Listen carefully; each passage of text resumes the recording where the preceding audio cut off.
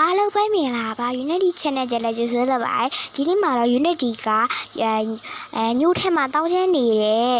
ကိကောင်ကြီးကိုသွားပြီးတော့နင်းနေတက်ခိုက်မှာပဲဖြစ်ပါတယ်အဲ့ဒီကိကောင်ကြီးကတော့ညို့ထဲမှာဆိုအကြီးဆုံးပဲဖြစ်ပါတယ်သူကိုနေအနာယူမှာဆိုတနက်အကျဲစားနဲ့ဝယ်မှာရပါမယ်ကျမ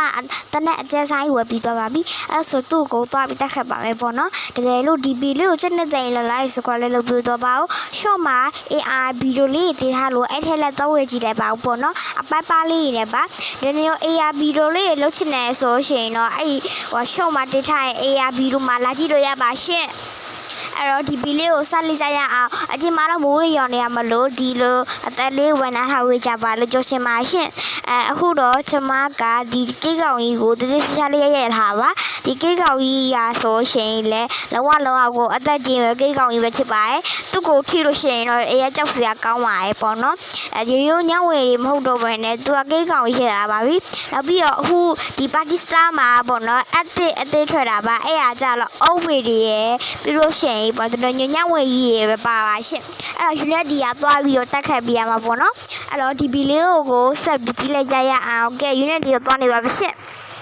အခုကအသက်သွေးထားမလို့နည်းနည်းတော့အသက်နဲ့မလိုက်တာလည်းရှိရပေါ့နော်ကဲအဲ့ဒါတော့ကိကောင်ကြီးကိုတည်ချရိုက်ထားတာပေါ့နော်အသက်သွေးထားလို့အသက်သွေးထားတာပါကဲအဲ့လိုဆိုရင်တော့ Unity ကအခုဘာလို့ကြမှာလဲဆိုတော့အားလုံး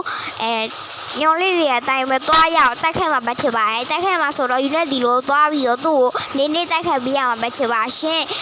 ဒီအကောင့်ကြီးကလည်းအသက်ကြီးသလောက်အစိမ့်လက်ကြီးပါတယ်သူ့ကိုဆိုရင်တက်မဲ့ဆိုရင်တော့အချိန်ညာယူပြီးတော့တိုက်ခိုက်ရမယ်လို့ထင်ပါတယ်ရှင်ကဲအဲ့ဆိုဗီဒီယိုလေးဆက်ကြည့်ပါရှင်ကဲဒီလိုလေးတော့အရင်မှမိုက်တဲ့ချိန်မှာတော်လေးကူမှာအချိန်ယူပြီးဆော်ရပါတယ်ကဲအဲ့ဆိုရင်အချိန်မှတော့မိုးရီရွာနေပါပြီရှင့်ကဲအဲ့ဆိုရင်ကျွန်မဆက်လုပ်ပါမယ်ဒီလိုမျိုးလေးလာမယ်ပေါ့နော်မအဲ့